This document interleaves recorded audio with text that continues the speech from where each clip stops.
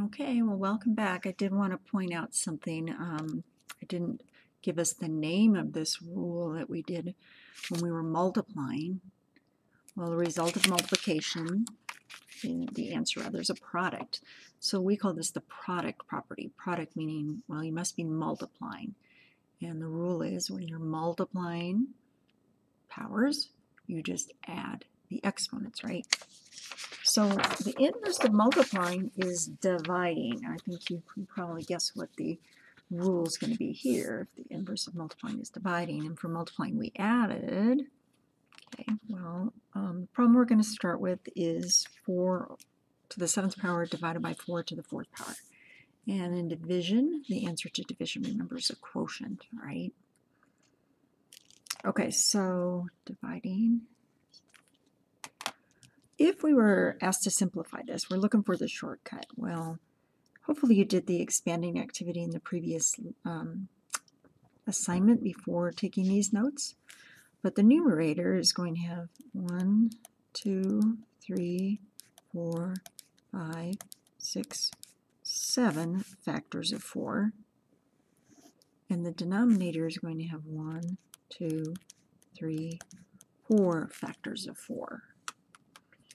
And, you know, in one of those videos we talked about the invisible one, like the invisible one of an exponent, the invisible one of a coefficient, the invisible one that's a denominator, right? Okay.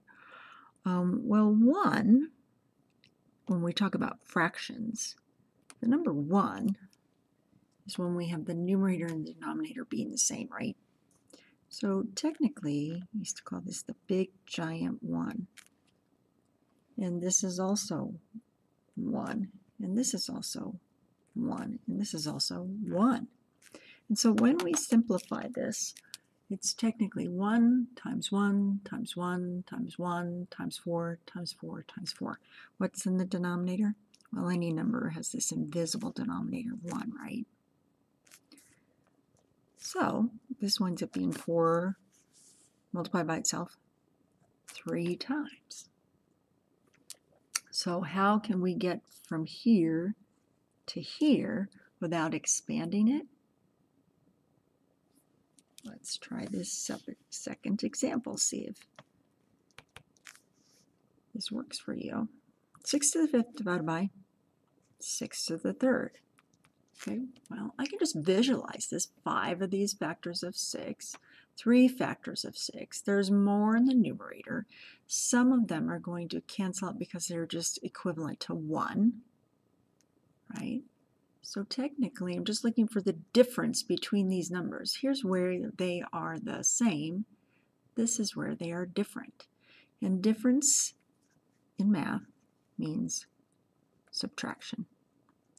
So if when we were adding our powers, when we were multiplying our powers before, the shortcut was to add them.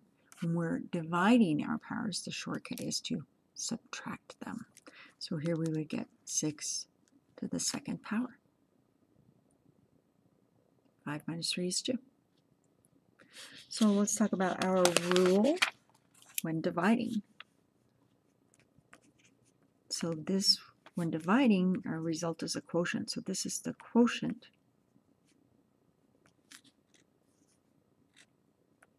of powers rule. Right? If we had x to the, let's do these with some colors, I guess, m power divided by x to the n power. Very important that these, sorry about that, that these are the same base. The rule is to just keep the base and do what with our powers? Subtract them. Okay, so I'm going to write when the bases are the same.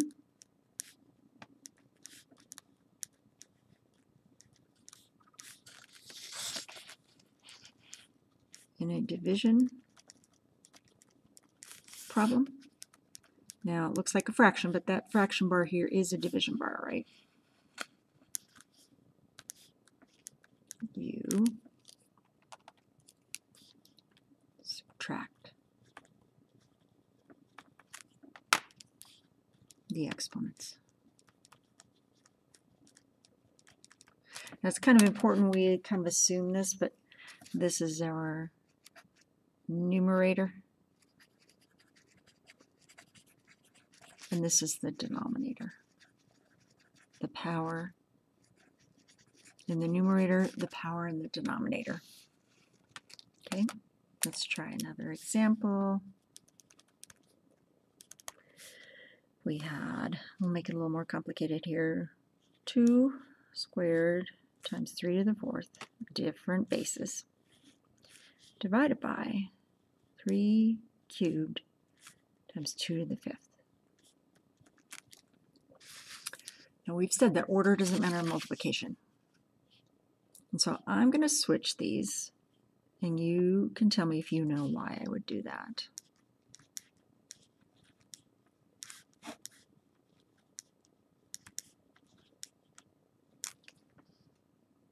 Hopefully you see it now. Here we have the same base, and here we have the same base.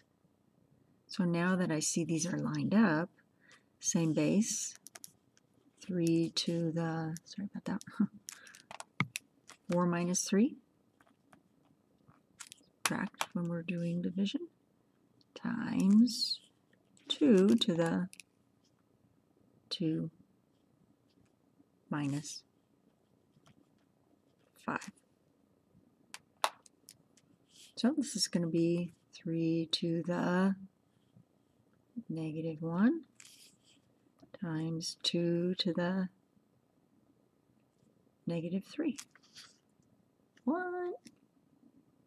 Well, that is just a heads up of something that we are going to learn next week. Okay, so for those of you who feel like you've got it, you're welcome to stop right now and you can move on to the assignment. I did want to put just a little challenge problem down here for some of you, okay? Just to see if you're ready for it. What if we had 5x divided by x to the 3rd times 11x squared? I could have just left it in, but I'm going to put that invisible one there. So give that a try for a second, maybe pause the video. I'm going to kind of show an expansion of this maybe while you're doing that.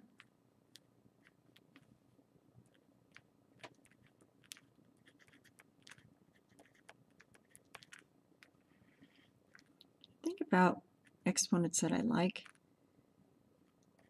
is if you expand it, you can do anything.